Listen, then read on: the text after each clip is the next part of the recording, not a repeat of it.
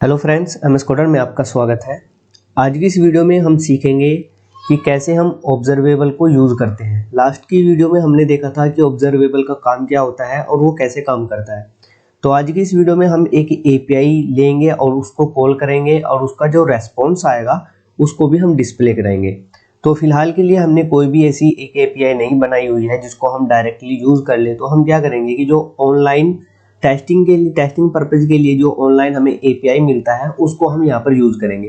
तो उसके लिए आपको क्या करना है, अपने क्रोम को ओपन करना है और यहाँ पर एक वेबसाइट होती है जेसन प्लेस होल्डर नाम करके। तो इसको जैसे आप यहाँ पर टाइप करोगे जेसन प्लेस होल्डर, तो यहाँ पर जो आएगा आपको इसको ऐसे ओपन कर लेना है। और ओपन करने के बाद यहाँ पर आप नीचे की तरफ स्क्रॉल करोगे तो यहाँ पर आपको दिखाई दे जाएगा रिसोर्सेज। अब यहाँ पर देखिए कि 100 है, इसमें 500 है, इसमें 100 है, इसमें 5000 है। तो हम लास्ट की यूज़ करेंगे यूजर्स की, क्योंकि इसमें 10 यूजर्स है तो इसको हम यहाँ पर यूज़ करेंगे।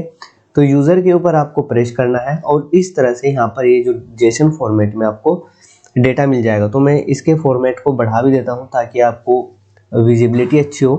तो इस तरह से यहाँ पर ये डेटा आपको डमी डेटा मिल जाएगा। इसको आप टेस्टिंग पर्पज के लिए यूज़ कर सकते हो।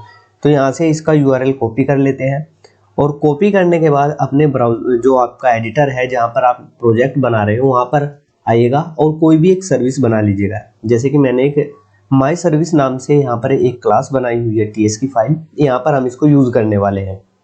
तो सबसे पहले हमें क्या करना होगा कि जो HTTP क्लाइंट मॉड्यूल होता है उसको यहाँ पर हमको इंजेक्ट करना होगा। तो यहाँ पर मैं टाइप करता हूँ प्राइवेट और यहाँ पर ले लेता हूँ HTTP और यहाँ पर टाइप करता हूँ HTTP क्लाइंट।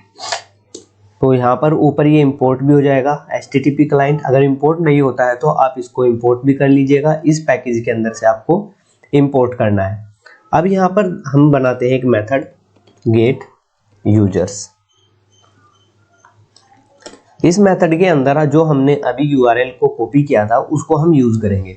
तो सबसे पहले मैं इस HTTP को यहाँ पर कॉल करता हूँ और इसके पास बहुत सारे मेथड होते हैं, जैसे डिलीट करने का होता है, अपडेट का होता है, इंसर्ट का होता है और एक गेट का होता है। तो यहाँ पर हम गेट वाले मेथड को कॉल करते हैं और यहाँ पर आपको उस यूआरएल को टाइप कर देना है।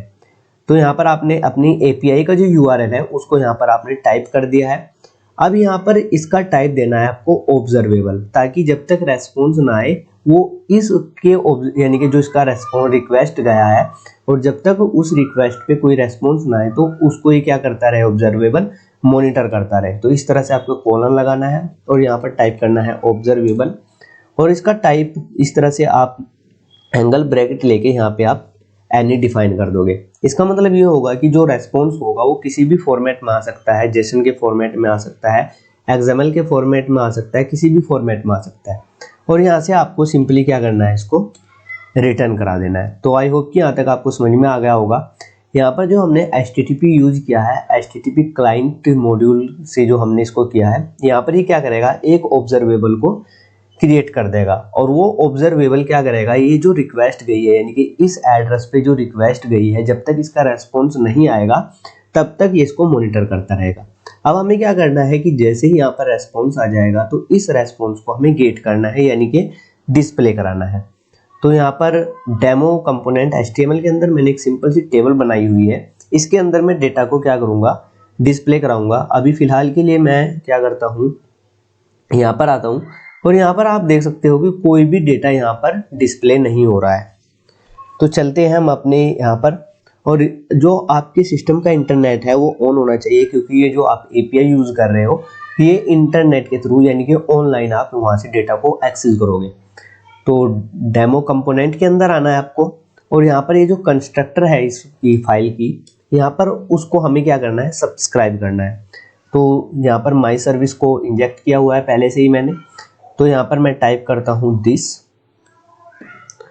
डॉट सर्विस और यहाँ पर गेट यूजर्स करके हमने बनाया था, तो इसको यहाँ पर हम इस तरह से ले लेते हैं। अब यहाँ पर डॉट लगा के क्या करना है, मुझे इस मेथड का जो रिटर्न टाइप दिया था मैंने, ऑब्जर्वेबल दिया था, तो ये तब तक डेटा नहीं देगा मुझे जब तक मैं इसको सब्सक्राइब ना कर लूँ। तो यहाँ पर मैं डॉट लगा के टाइप करूँगा सब्सक्राइब और यहाँ पर इसकी जो राउंड ब्रैकेट है इसके अंदर आप कोई भी एक वेरिएबल दे दीजिएगा।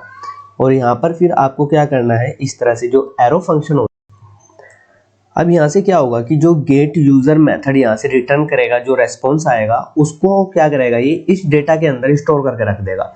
अब इस डेटा को मुझे क्या करना है, एक वेरिएबल के अंदर स्टोर कराना है, यानी कि लिस्ट के अंदर स्टोर कराना है। तो यहाँ पर मैं एक वेरिएबल बना लेता हूँ यूजर लिस्ट, और इसका टाइप दे देता हूँ मैं एनी, और यहाँ पर इसके अंदर इस डेटा को स्टोर करा देते हैं यूजर्स लिस्ट, और यहाँ पर मैं टाइप कर देता हूँ डेटा। आई होप कि यहाँ तक आपको समझ में आ गया होगा। और इस यूजर लिस्ट को हम यहाँ से क्या कर लेते हैं, कॉपी कर लेते हैं, और जो HTML की फाइल है यहाँ पर आते हैं। और एक बार फिर से मैं आपको दिखा देता हूँ कि यहाँ पर बहुत सारे फील्ड आ रहे हैं। तो एक हमें आईडी चाहिए, एक नेम चाहिए, एक यूज़र नेम चाहिए, और एक ईमेल चाहिए, क्योंकि आगे ये जो है ये दूसरा ऑब्जेक्ट हो जाता है। तो इसके लिए और एक इनर टेबल, नेस्टेड टेबल बनानी पड़ेगी हमको। तो अभी फ़िलहाल के लिए हम इसको रहने देते हैं, और यहाँ पर मैं टाइप करता हूँ tr, और इसके अंदर मैं क्या कर लेता हूँ 4 td ले लेता हूँ, और यहाँ पर मैं लगा लेता हूँ ng for loop, ng for let users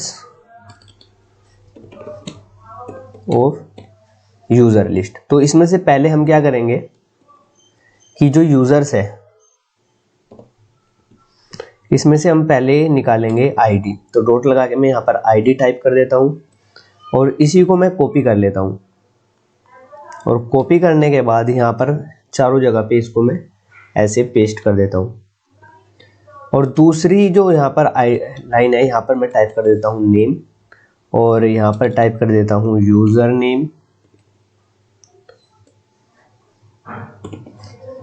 name, और लास्ट में टाइप कर देता हूँ मैं यहाँ पर ईमेल। तो यहाँ पर हम टर्मिनल ओपन करके देख लेते हैं कि कोई एरर तो नहीं आ रही है। तो आप देख सकते हो कि टर्मिनल में कोई भी एरर नहीं है। तो हम आते हैं दोबारा से ब्राउज़र पे और देखते हैं कि ये डेटा वहाँ पे डिस्प्ले हो रहा है या नहीं हो रहा है। तो अब आप देख सकते हो कि यहाँ पर जो 10 रिकॉर्ड्स हमने वहाँ पर लिए थे, यानी कि जो हमने API कॉल की थी उसमें कितना रेस्पॉन्स था, यानी कि 10 रेस्पॉन्स था।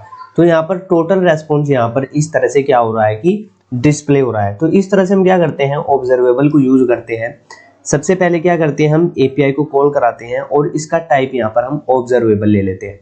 और दूसरा काम क्या होता है कि जहाँ पर भी हमें इसके रेस्पॉन्स को क्या करना होता है, एक्सेस करना होता है, तो वहाँ पर इसको क्या करना होता है, हमें सब्सक्राइब करना होता है। अगर हम इसको सब्सक्राइब नहीं करेंगे तो क्या होगा कि यहाँ पर कोई भी आपको रेस्पॉन्स देखने को नहीं मिलेगा। मैं एक बार इसको दिखा भी देता हूँ। अगर मैं इसको सब्सक्राइब नहीं करूँगा यहाँ पर, और इसको यहाँ से हम हटा देते हैं, सब्सक्राइब वाला जो यहाँ पर लॉजिक है इसको हटा देते हैं, और यहाँ पर टाइप करते हैं दिस डॉट यूजर्स लिस्ट के अंदर डायरेक्ट मैं अगर यहाँ पर स्टोर करा दूँ इसके रेस्पॉन्स को, तो अब आप देखिएगा कि यहाँ पर कोई भी आपको रेस्पॉन्स देखने को नहीं मिलेगा। क्यों नहीं मिलेगा, क्योंकि आपने इसको सब्सक्राइब नहीं किया है। तो आपको पहले से ऑब्जर्वेबल टाइप देना होगा। जहाँ पे भी आप API को कॉल करा रहे हैं आपको बताना होगा कि एक ऑब्जर्वेबल है, और फिर आपको सब्सक्राइब भी करना होगा। तो आई होप कि आपको समझ में आ गया होगा कि कैसे हम किसी भी API के रेस्पॉन्स को ऑब्जर्वेबल के थ्रू हम सब्सक्राइब करके